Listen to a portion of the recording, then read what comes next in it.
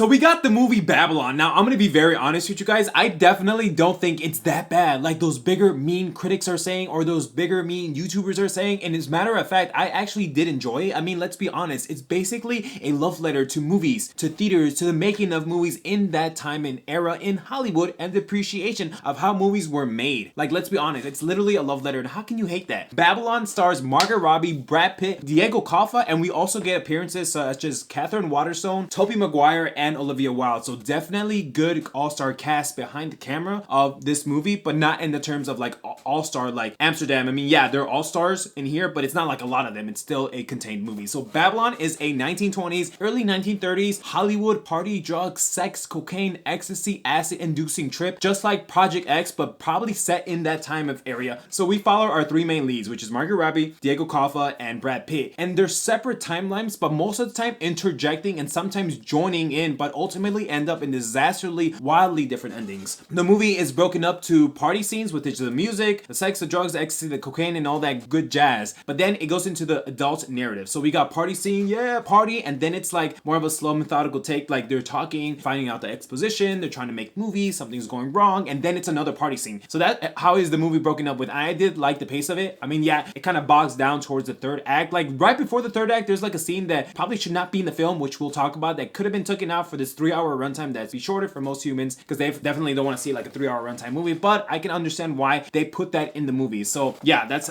basically the setup. Party scenes, narrative, party scenes, narrative. The story of movies, movie sets, how movies were made back then, coming from nothing to the rise up, the high of the movies, the fame, the fashion, the elegancy, and then ultimately the downfall of the elegant Hollywood life, but with the drugs, ecstasy, cocaine incorporated with the music as well as the party scene. But the movie has a beautiful score that gets played throughout. I don't want to say a lot, but you'll definitely understand it. Like when there's a love scene, when Margot Robbie's Nellie Noir, which she is an actress in this movie, and Diego Calva's Manny Torres, like they have some sort of thing. I mean, Diego Calva's character really likes Margot Robbie, and he says in Spanish inside, "I think I love you." And it's the score called Te Amo, Nelly. And if you search it up on YouTube, this is what I kind of fell in love with this movie. Not in terms like, oh my god, it's perfect, but I did accept it. I was like, wow, because you guys know on this channel, I used to be going to school for a relationship therapist, so anything romance, I will definitely latch on. And watching the movie with this score that plays like multiple times, it gets in your head. I'm like, wow, okay, so it plays it at that good time. So I did like it for what it was. Margot Robbie plays as Nellie Noir, so it's like a character that comes from nothing. She's an upcoming rising actress. I mean, she does become an actress, but in the beginning, like the last 10 minutes of the movie, she is nothing. No one knows who she is, and she wants to make it big in Hollywood, which eventually she does in this movie. And ultimately, like I said, all these three characters kind of have a downfall at the end. She is great performance all the way around. Margot Robbie, her dancing, her singing, the way she acts. There's a crying scene at the middle part of the movie, which is like bizarre because she has to cry multiple times. There's also like this make a movie retake about when she's going to college, and I thought that was really beautiful the way she gave that performance out. She loves to party, she loves to do substances, she loves to dance. So Margot Robbie's character, Nellie Noir, she comes from nothing. She eventually gets a spotlight, and then she obviously gets substances, drug, cocaine, ecstasy. Well, they were talking about some other stuff, even like heroin, which I'm like, whoa, so you see how these people party when they were young in this type of Hollywood setting in the 1920s, early 1930s. I'm like, wow. She also has the most scenes with Manny's character, which is played by Diego Calva. Diego Calva's character, however, he is from Mexico and he wants to be a part of something bigger. You've probably seen this in the trailers, but it's also talked about in the less than 10 minutes. You know, when they're doing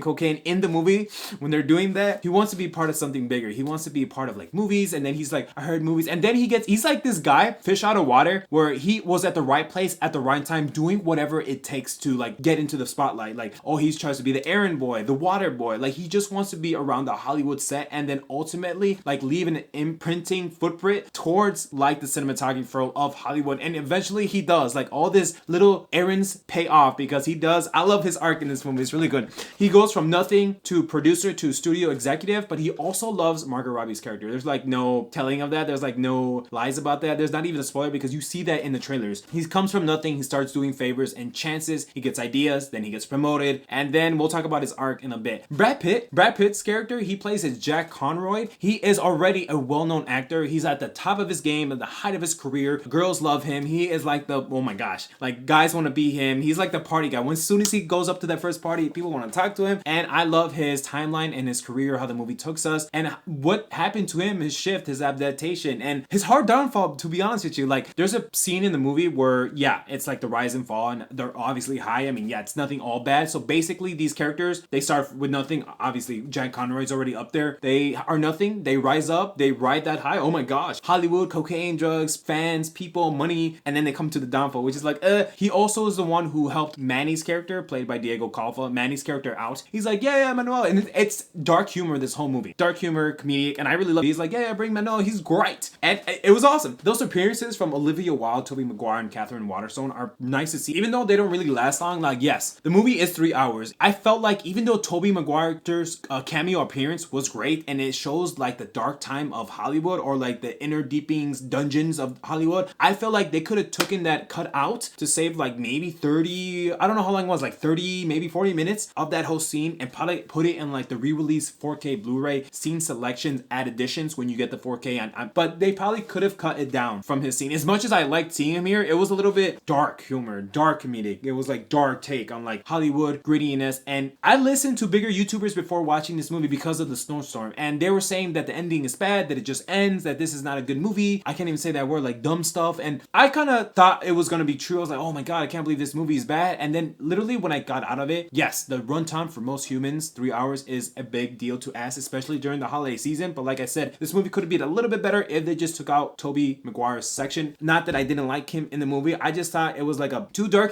take on the film that's supposed to be about Hollywood, sex, orgy, cocaine, trip, ecstasy, but there is also adult narrative with these characters. Like, they literally come from nothing to rising up. So they come from nothing, and then you get scenes of them rising up, doing the thing, putting on makeup, actresses acting, getting things, get films, and then ultimately we ride the wave of like, oh my gosh, they made it, they're up there, they got money, they got like everything they want, and then slowly coming down. So it's not a bad film per se. It just, I feel like it tries to do a lot in like a long time, if I can say that, if that's true. You know, it tries to do a lot in a long time. But even the ending, it was a nod, it was a love letter to how like movies can help you when you're in a dark place. Literally, there's some crying going on in the movie itself, and when I go to theaters, I cry too. And then literally movies help me. Yeah, it is a lot to take in, this movie, and it is a long runtime. 3 hours is a big ask. At the end of the day, I don't really like old stuff like that. I don't like World War I, World War II. I don't like the old school like that, 1990.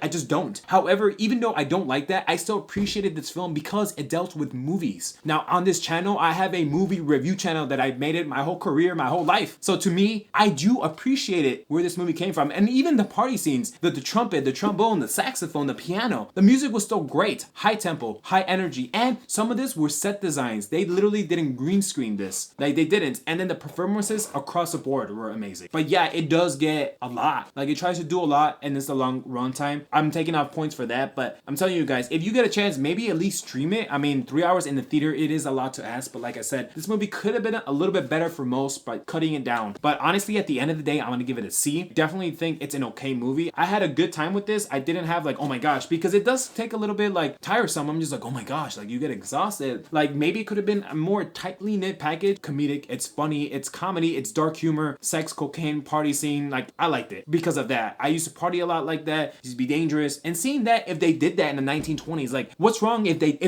that's how they did it? Then okay, then let's not change it. Let's show like what they did. Like, a lot of people are like, oh, that's too much. But when I came out the theaters, a lot of people said, oh, I like the party scenes. I was talking to people, they're like, I like the party scenes. But all right, guys, if you made it this far, I appreciate you so much. Maybe consider hitting that subscribe button and turning on notifications so you never miss a video. And with that, take care, bye.